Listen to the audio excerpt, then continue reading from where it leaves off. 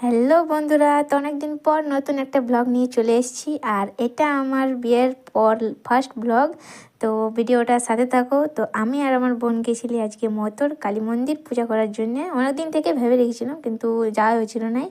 যাই দেখি, আগের মেলার কিছু জিনিস এখনও নিয়ে যাওয়া হয়নি, মেলা লাগিয়ে আছে। তো চলে গেলি আমি এখন পূজার জিনিস নিয়ে মন্দিরের ভিতর। আর আজ এত ভিড় ছিল, মানে কি আর বলবো, অনেক ভিড় ছিল।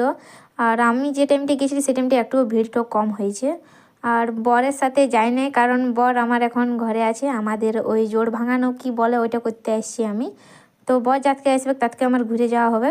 আর এখানে আমার পূজাও কমপ্লিট হয়ে গেছে। এবার আমি আর আমার বোন যাবো এবার ঘর দিকে, কারণ আমাদের অনেক লেট হয়ে গেছিলো। আর দুজন একা এসছি বলে বাবা বারবার কল করতেছিল।